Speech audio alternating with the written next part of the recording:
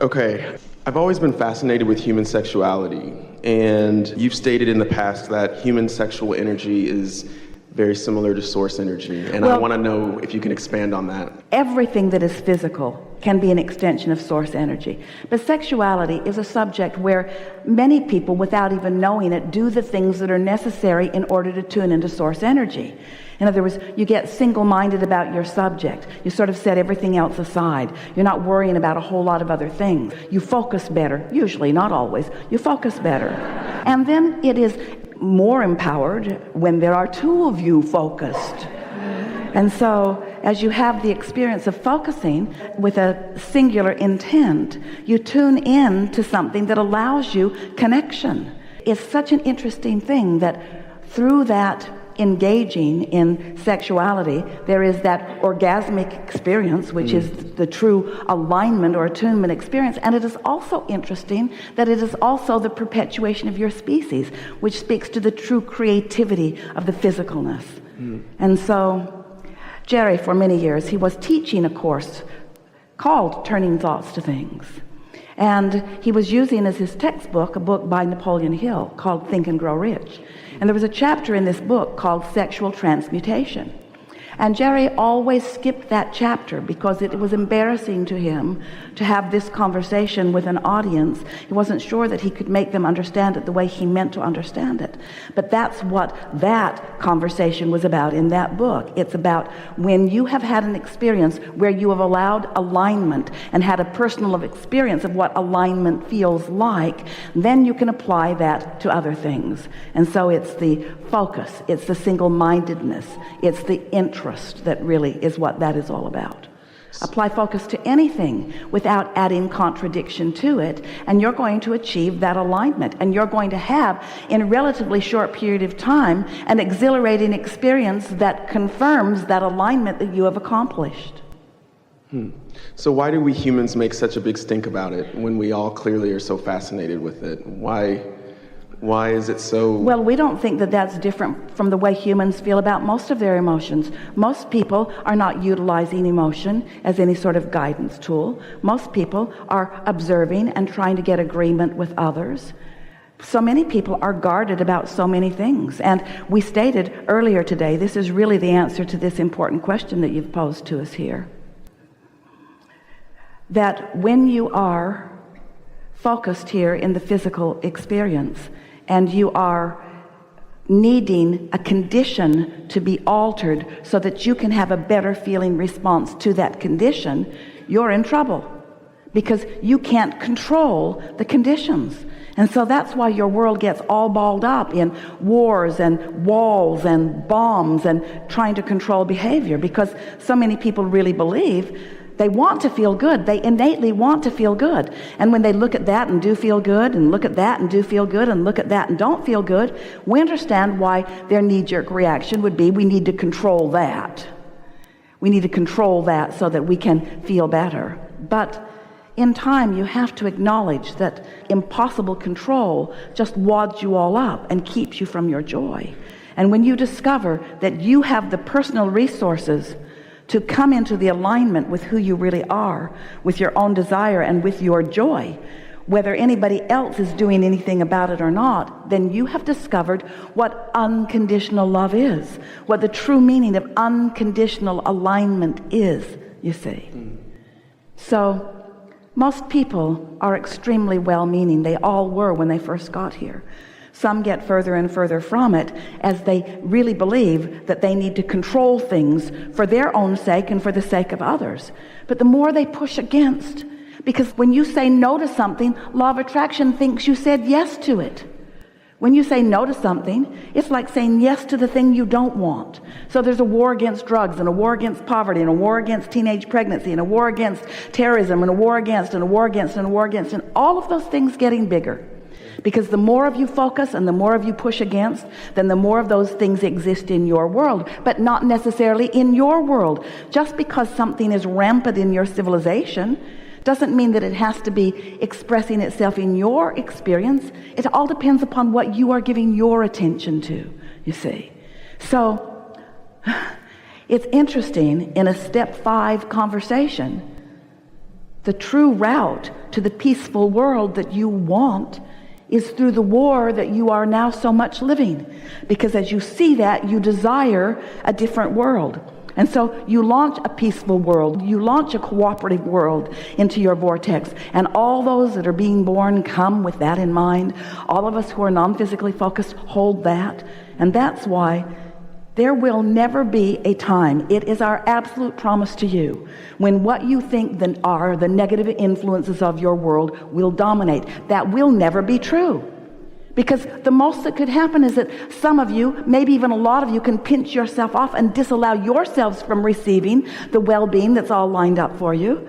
But you're croaking constantly. Isn't that a wonderful thing? You're re-emerging into pure positive energy. You're coming into alignment. Those like you are finding it in another way, through meditation or through just wanting to feel good. And the new ones being born all know it, and the animals all know it. So the balance of your planet is really, really, really, really healthy. That's good to know. And poised for longevity, for eternalness, you say. But if you want to, you can join the crowd where you can focus on something that you can't control and get all wadded up about it and use it as your excuse to pinch yourself off from your own resources and then proclaim things are not going well and I am the living proof of it. And we say, you are not the living proof of things not going well. You are the living proof of someone who's using that as your excuse to pinch yourself off from the well-being that would be there otherwise. Gotcha. Yeah. Sexual orientations, where does that come from? Do we choose that before we come here? Every time, every time, every time, every time, every time. Interesting. Because sometimes as teachers you say, I'm not going to be controlled by a society that is misguided in their believing that controlling is the answer. I'm going to be uncontrollable in this specific way.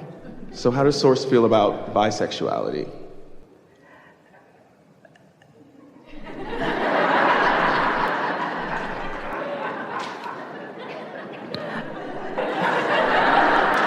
We want to get to the basis of the question. Let's get to the basis of the premise, not the sexuality that you think. That's not the premise. The basis of this question, the important premise of this question is, do you think that you are a puppet on a string and that you're here just to figure out what Source wants you to do?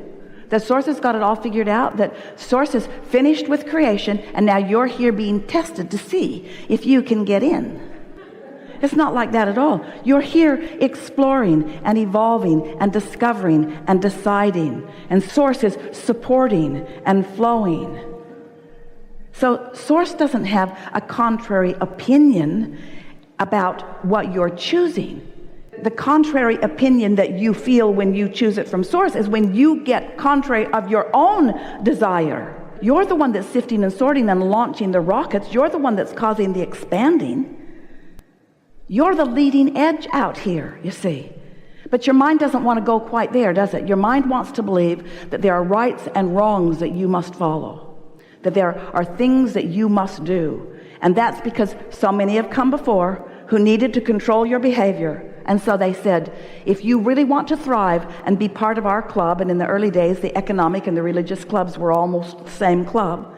If you want to be part of this club, then you must do these things, and you must not do these things. And so you said, I really want to be part of this thriving club. And so I will not do those things, and I will do these things. And then as you lived a little bit of life and you noticed, hey, wait a minute. I'm not doing those things, and I am doing these things, and I'm not so much thriving. And that person over there is doing the things that they're not supposed to do, and not doing the things that they're supposed to do, and look at them thriving.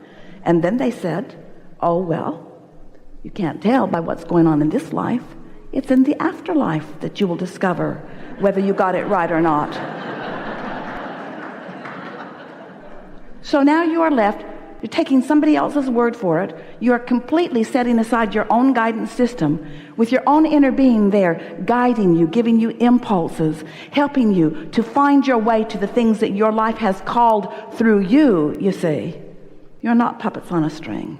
And so we really like it when you know that the opinion that Source has for you is always about your thriving, always about your happiness, always about your self-discovery of your path of least resistance, and never, ever, ever, ever, ever will be. How you put God and hate or God and vengeance in the same sentence is really a sort of screwy thing, don't you think?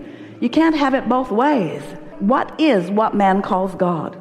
Well, what we are calling that source energy is the culmination of all that you have discovered that has been of benefit to you and to mankind. In other words, there is this vibrational reality, but it's not these petty things that you use to squabble and push against one another about.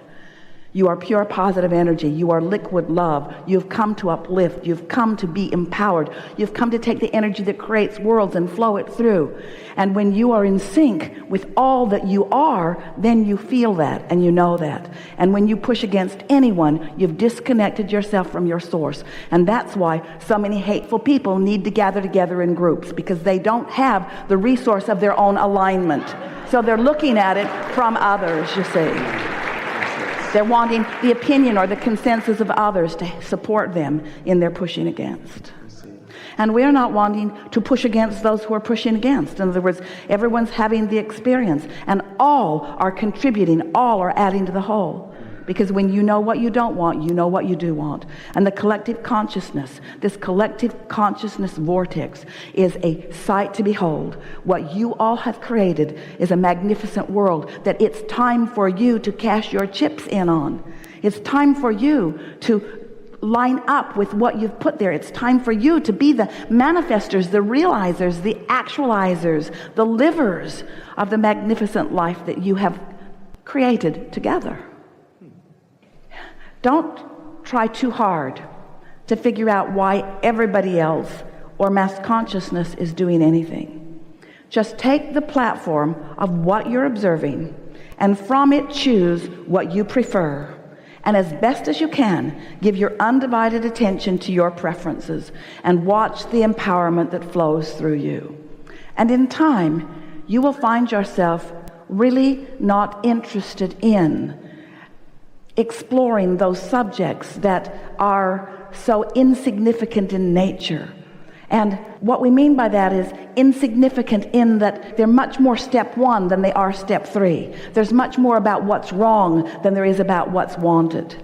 And soon your teeter-totter will tip on the fulcrum, and you will find yourself feeling impassioned with big thoughts, with big things, with big power. And the pettiness of caring about what anybody else is or isn't doing with it will just leave you. We've been saying to you, just mind your own business. Mind your own business. And your own business is the business between where you are vibrationally on a subject and what's in your vortex. That's your business. And when you start minding your own business, the empowerment comes. But even more than that, or as well as that, is the joy of being here, the joy of being able to be the interpreter of all of this creative energy. Think about it. Your Earth is spinning in perfect proximity with other planets. Do you think that's accidental, or do you think that's consciousness focused? And when you begin to focus upon the things that are important to you in this time-space reality, and we want to say to you, these questions that you are asking are important questions. We're not trying to head you off from any of these questions. These social issues, these things that matter to you, these are important questions. It's why you light it up. It's why we want to have this conversation. We just want you to line up with what's in your vortex about them more, rather than pushing against what's in mankind about them more. Stop facing reality and start going more with the flow, with what you can feel is right. And that's why some people come with an orientation that is a different sexual orientation than others, and they cannot deny it. Isn't it nice that you came with something undeniable, something that you cannot deny, even though almost everybody would like to line you up and get you to deny it in some way? Not anymore.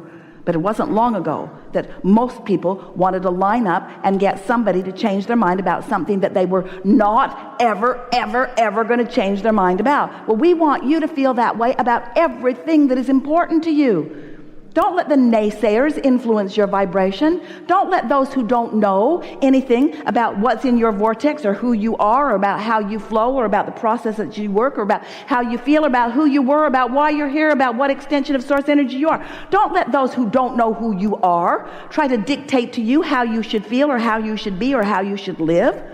You all came to live together, and you are not all the same. Have you noticed?